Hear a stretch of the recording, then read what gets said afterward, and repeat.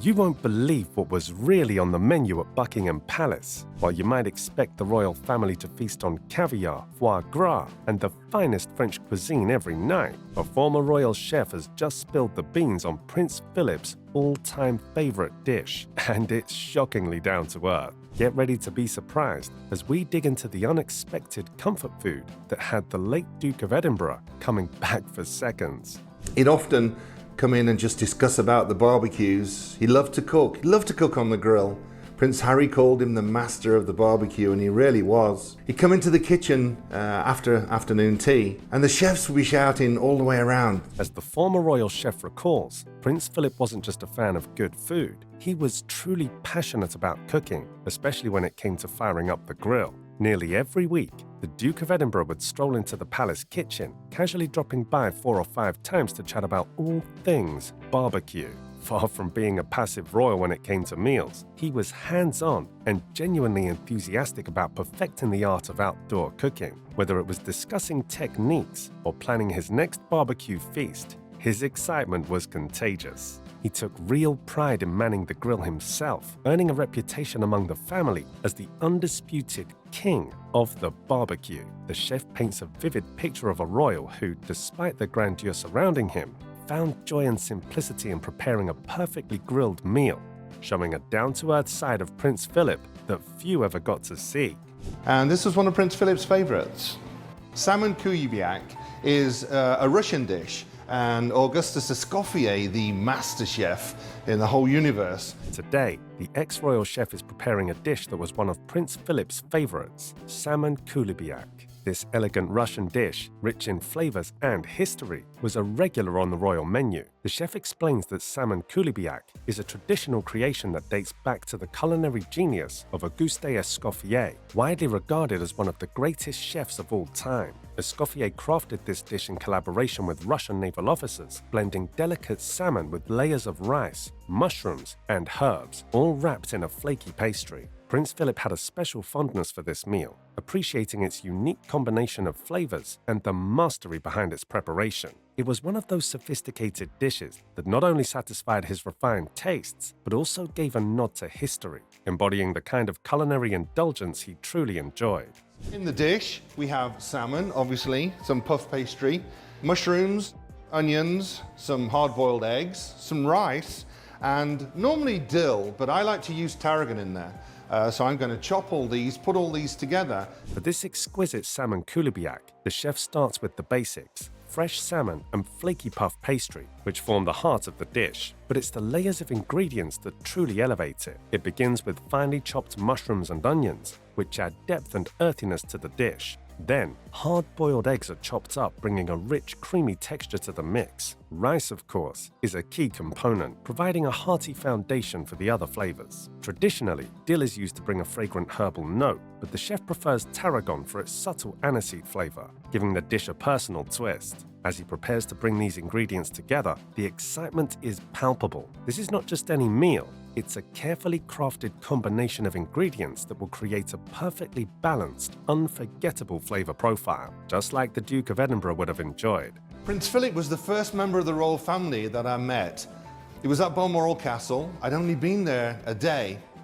I was in the kitchen and I seemed to be on my own, and this man walked into the kitchen, this elderly gentleman, and he was in real tatty clothes. McGrady recalls the moment he first met Prince Philip, and it's a memory that has stayed with him for years. It was his first day at Balmoral Castle, and he found himself alone in the kitchen, adjusting to the grand surroundings. Out of nowhere, an elderly gentleman walked in, none other than Prince Philip himself. The chef, still new to the royal household, didn't quite know what to expect, but what struck him immediately was how down-to-earth and approachable the Duke was. There was no formality or air of superiority. Instead, the prince casually entered the kitchen as if it was just another room in his house. This unexpected first encounter with Prince Philip set the tone for what would become a friendly and respectful working relationship, one where the Duke's passion for food and cooking shone through.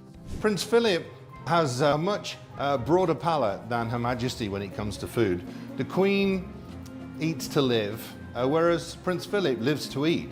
He loves not only to cook food, but he loves to to forage, he loves to talk about food, he loves to grow food. He shares an insightful contrast between Prince Philip and Queen Elizabeth when it comes to food. While Her Majesty eats to live, Prince Philip truly lives to eat. His palate was much broader, and he had a genuine passion for all things culinary. The Duke wasn't just content with being served fine meals, he actively sought out the entire process. He had an enthusiasm for foraging, even seeking out fresh local ingredients to use in his cooking. His love for food went beyond the kitchen. He enjoyed growing his own produce and would even engage in discussions about different food varieties and techniques. During his travels, Prince Philip took every opportunity to explore local cuisines, always eager to learn and experience new flavors. This deep hands-on love for food made him a delight to cook for, as his passion was evident in everything he did. With lots of garlic and lots of Indian spices and things like that, he's a real foodie. When we were cooking for them, we could never do, okay, well, your plate is going to have lots of garlic, your plate's having no garlic. It always was down to... Moreover, Darren fondly remembers how Prince Philip's time in the Navy shaped his love for bold, flavorful dishes. The Duke developed a deep appreciation for a wide range of cuisines, especially with strong aromatic spices. Curries, rich with garlic and Indian spices, were among his favorites, showcasing his adventurous taste. Unlike many who might prefer simpler or more delicate flavors, Prince Philip was a true foodie who loved food that packed a punch. However, cooking for him wasn't always straightforward. This challenge was in balancing flavors for the royal family, especially since they couldn't simply make one dish with garlic for Prince Philip and one without for others. The chef had to be creative, making sure the dishes appealed to everyone's tastes while honoring the Duke's love for bold and exciting flavors. For Prince Philip, food was an experience, and every meal was a chance to explore something new. He said, well, we'll have those. In fact, we'll have both, and I'll cook. And so he actually cooked on the grill that night. He cooked for me.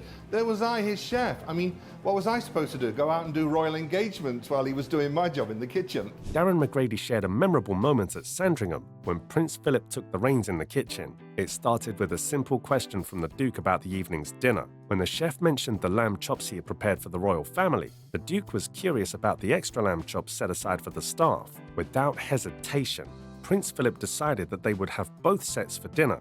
And then, to the chef's surprise, he announced that he would be the one to cook for them. The Duke, ever the hands-on foodie, fired up the grill and took charge of the meal himself. McGrady laughs as he remembers this dilemma. What was he supposed to do while the prince was in the kitchen doing his job? The royal chef couldn't exactly leave for engagements while the Duke was cooking his own dinner. It was a moment that perfectly captured Prince Philip's love for cooking and his down-to-earth nature. Were there lots of strawberries that were ripening?